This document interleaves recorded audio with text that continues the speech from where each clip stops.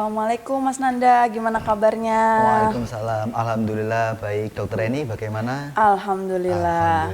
Lagi sibuk apa ini Mas Nanda? Untuk sementara saya sedang kesibukan saya yaitu kuliah memang. Ambil jurusan apa nih Mas? Pendidikan non formal. Pendidikan Iya. formal. Jurusannya? Iya itu. Oh, itu. Pendidikan non formal.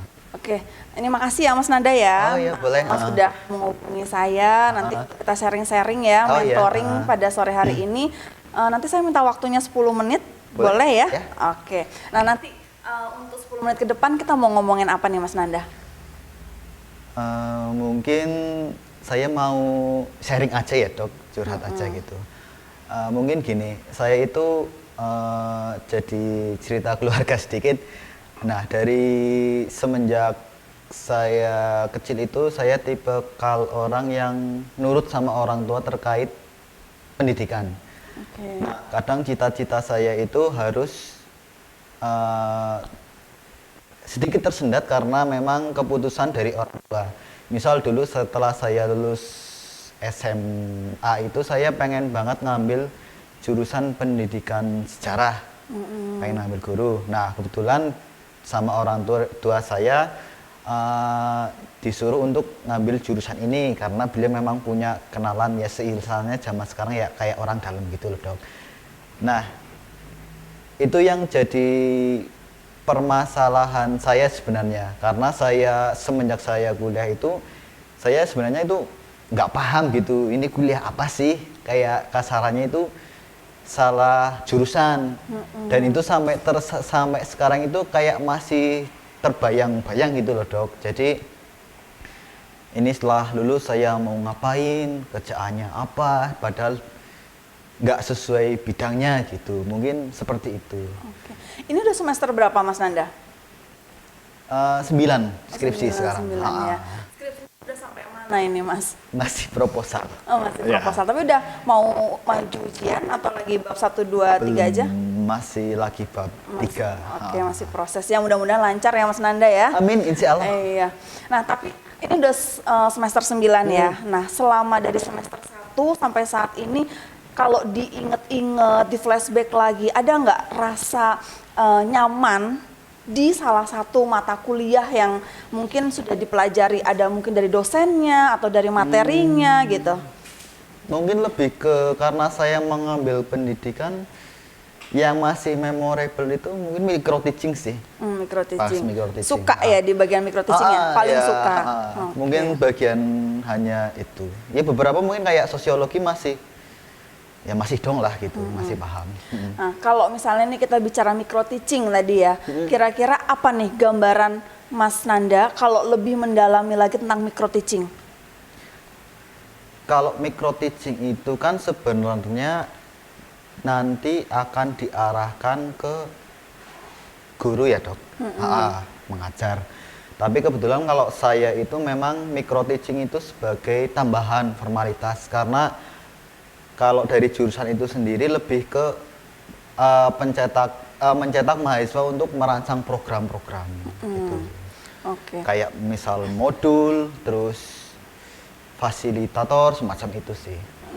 Kalau Mas Nanda rasakan tanpa adanya program, tadi kan micro teaching itu kan sebenarnya kan guru yang pertama arahnya guru, yang kedua penyusunan program. Nah, nggak ada guru, nggak ada program, akhirnya bisa jalan nggak pendidikan di Indonesia? Enggak sih, enggak ya. Tetap ada program. Oke, berarti penting ya sebenarnya ya micro teaching itu ada, ya.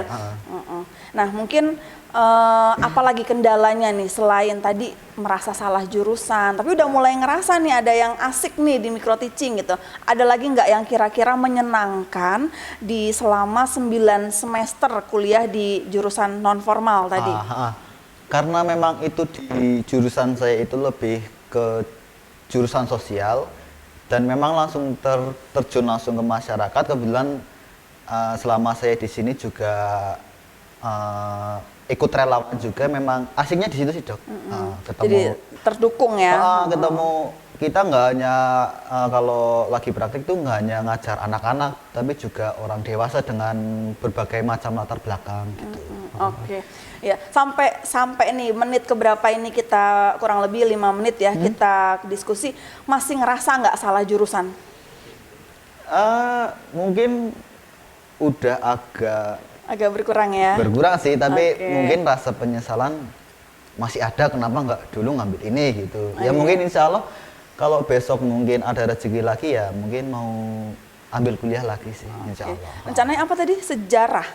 Ambil sejarah. Saya suka banget sejarah. Sejarah, ya.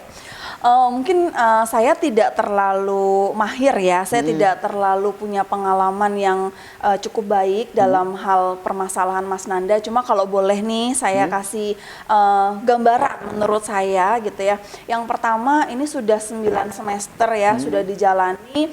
Biasanya itu di tesis ini nih, maksudnya di skripsi Skripsi, ini ya. tuh ya, di skripsi itu yang hambatan paling luar biasa bikin mahasiswa akhirnya drop out Ah, ya. ya. Nah, ini harus semangat Mas Nanda ya, karena sudah melewati 4 tahun sebelumnya ya, sudah ada waktu yang dibuang di sana, sudah dikeluarkan biaya juga gitu kan.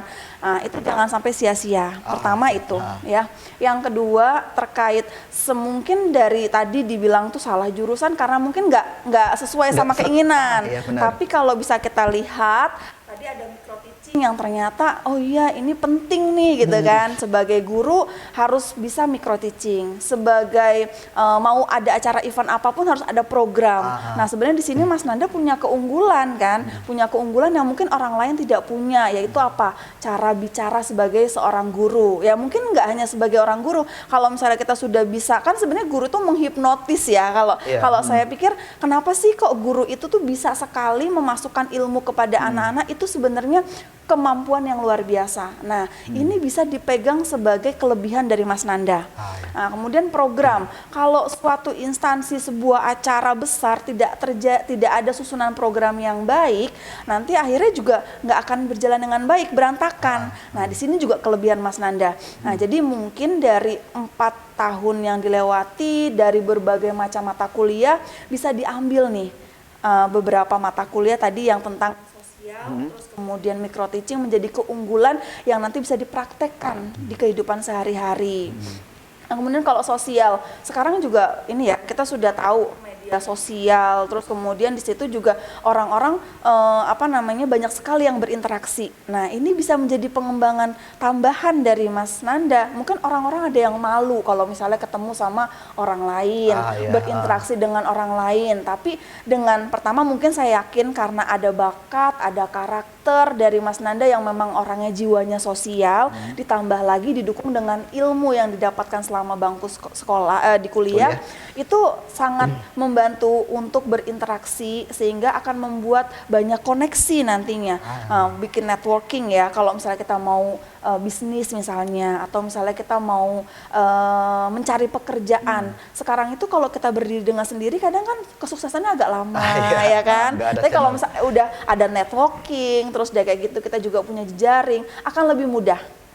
Nah itu lebih digali lagi ya, lebih digali lagi dan dimantapkan bahwa apa yang sudah dijalankan sekarang selama 4 tahun tidak ada yang sia-sia. Amin. Gitu ya. Nah nanti kalau misalnya terkait sejarah ya, memang sejarah itu penting buat kita ketahui karena dari sejarah itulah banyak terjadi strategi-strategi gitu kan. Kalau misalnya saya dari sisi kedokteran dulu pernah ada kejadian wabah campak sehingga ditemukannya adanya vaksin Vaksin, campak. ya. Nah memang sejarah itu sebenarnya akan berulang.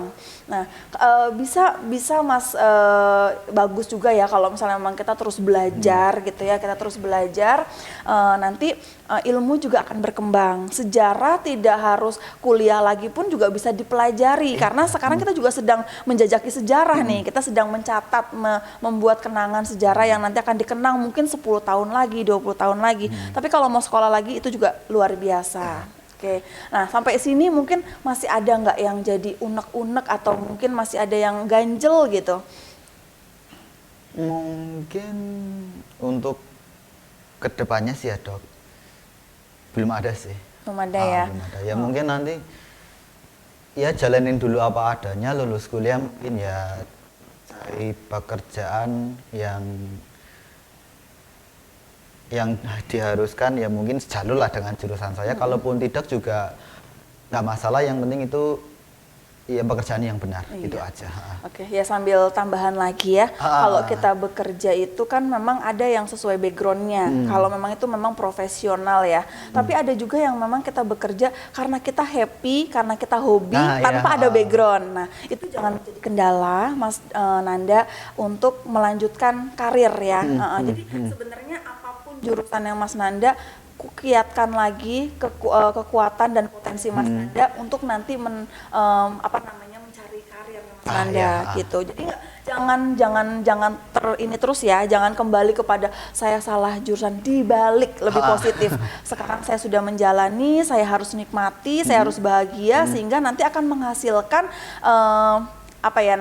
hasil dari kuliah saya yang baik, yaitu mendapatkan pekerjaan yang memang diminati dan membuat enjoy gitu. Ya, mungkin rasanya udah gimana yang dirasain setelah kita sesi coaching dan mentoring ini, gimana Mas Nanda? Mungkin agak sedikit terbuka sih pikiran saya. Ya mungkin terkait pekerjaan nanti ya apa aja lah, kebetulan saya kan juga suka desain, mungkin nanti ya bisa ngelamar-ngelamar di desain grafis atau semacam itu sih. Oke, ya kalau misalnya masih kurang, nanti kita bisa ya bikin jadwal lagi nih ya, janjian di hari berikutnya, biar lebih mantep lagi, biar lebih plong lagi, lebih happy lah. Intinya tuh sebenarnya kan kita itu sudah harus menerima apa yang sudah dijalani, apa yang sudah ditakdirkan sama kita, sehingga kita tuh nggak menyesal karena tidak akan ada yang sia-sia. Allah udah nyiptain Mas Nanda sekolah di jurusan non formal, pasti akan ada hikmahnya, gitu. Ya, terima kasih Mas Nanda sama-sama, untuk Dok. waktunya, mudah-mudahan bisa membantu. Amin. Dan jangan lupa harus bahagia ya. Siap. Terima kasih Mas Nanda. Ya, sama-sama, Dok. Selamat sore. Selamat sore juga.